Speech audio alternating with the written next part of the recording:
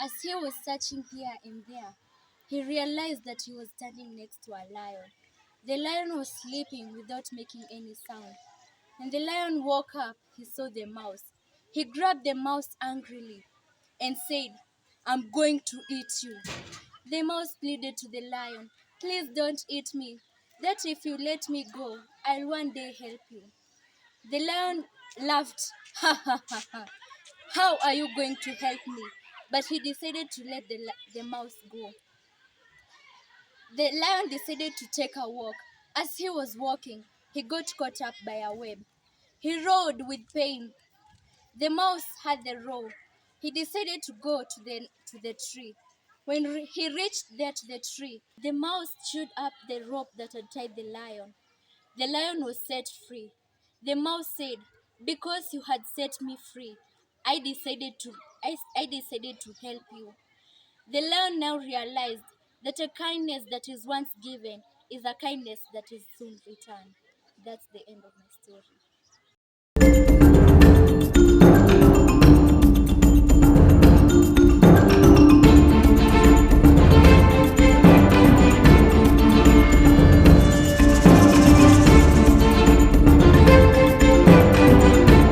This is a story of creation, the story of the mythical story of the Agikuyu. In the 14th time, where the earth trembled in price of creation, snow covered the land. As Ngai, the divider of heaven and earth, descended to his site of creation. Therefore, according to Gikuyu, he led Gikuyu to a mystic land where he promised him to give him an inheritance which would be passed from G to G. And Gikuyu did as he was told. So, Ngai led him to Mukuru wa Nyagathanga, where they were red fertile soil, and he was led to the most beautiful of the wives, Mumbi, where they got most beautiful 9 daughters. And this is their story. This is how we are brought here. This is a mythical story of the Agikuyu. Thank you.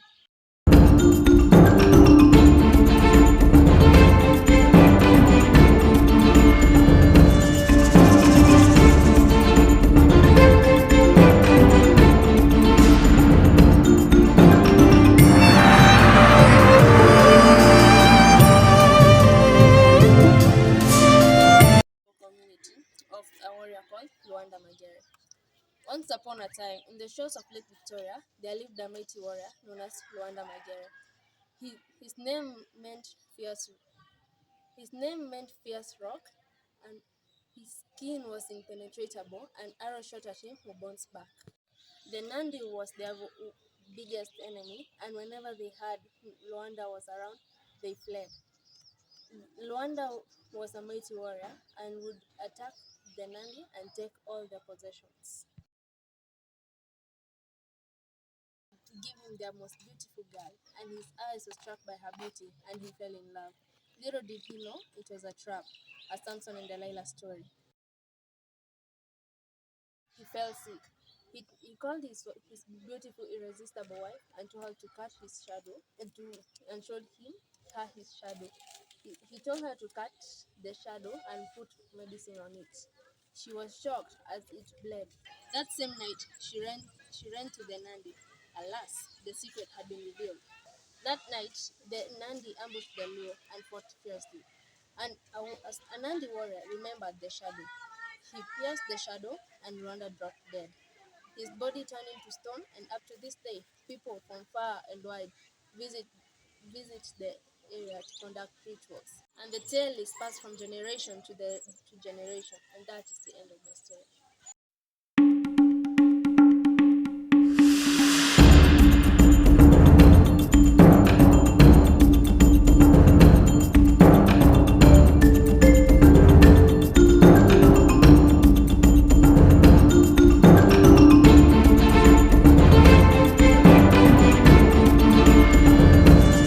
Once upon a time, there lived a beautiful kingdom where lived a beautiful princess known as Pendo. Pendo was loved by all because of her beautiful features and personality. The king started becoming worried about Pendo's future.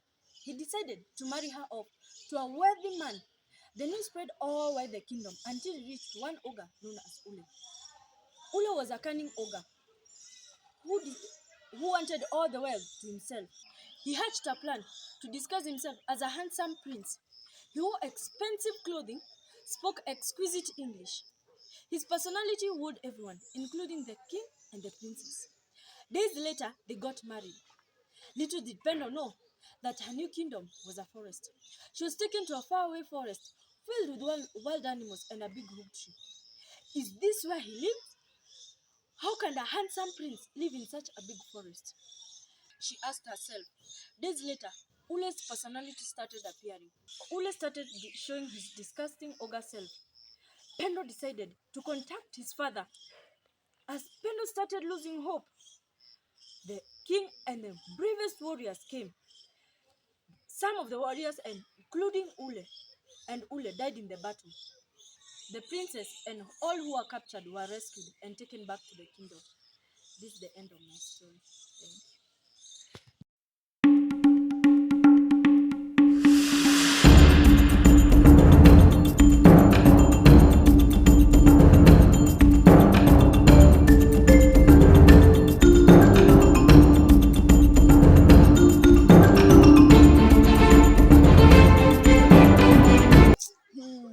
Have you ever wondered why the tortoise have a hard shell? Well, here's the story why. Once upon a time, there lived the tortoise among other animals in the jungle. The tortoise was very cunning and was hated for that.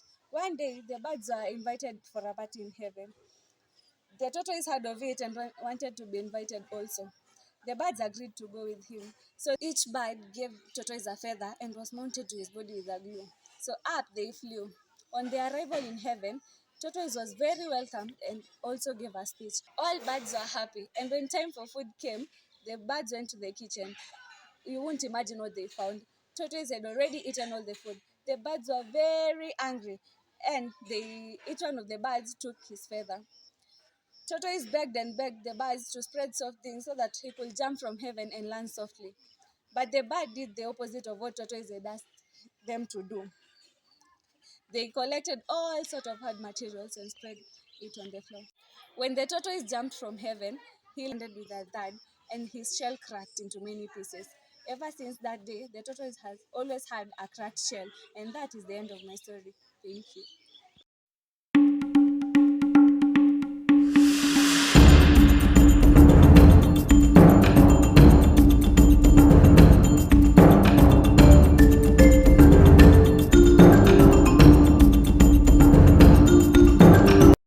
Once upon a time, the animals live happily in the jungle. There are no tigers or hyenas or any carnivores to attack them. They had joyful time together, but that soon was going to change. The animals lived happily until one fateful day when they heard a thunderous roar, and on when looking back, they saw a fearsome lion standing on a rock. The lion began saying, I come from a nearby jungle where there's scarcity of food, but here I can see plenty. I now declare myself as the king of the jungle. You're going to bow down before me and expect to see food each and every day at my doorstep. Is that understood? The animals trembled and answered in fear, yes. At the night of the hooting of the birds and the owls, the animals decided to hold a meeting because they knew the lion was asleep. Hare volunteered himself as the meal. No one should mourn at my death. I shall be his meal. The following day, Hare went to Lion, where the lion was furious for the delay of his food. The animals shall see me, Lion said. Hare told Lion that when he was coming, he saw another fearsome lion at the forest. The lion was shocked on hearing this because he thought he was the only fearsome lion existing in the jungle. The lion demanded Hare to take him to see the looking of the jungle. Hare took the lion to the well. The lion didn't know that he was looking at his own reflection. The lion became more furious that he started rolling. When the lion saw that the lion was responding back, he got mad and jumped into the water. The lion fell with a thud. When the animals heard it, they all assembled into the well where they found the lion was no more. They thanked and praised Hare for his bravery. They decided to hold a meeting where Hare was declared the king of the jungle, and they lived happily ever after, and that's the end of my story.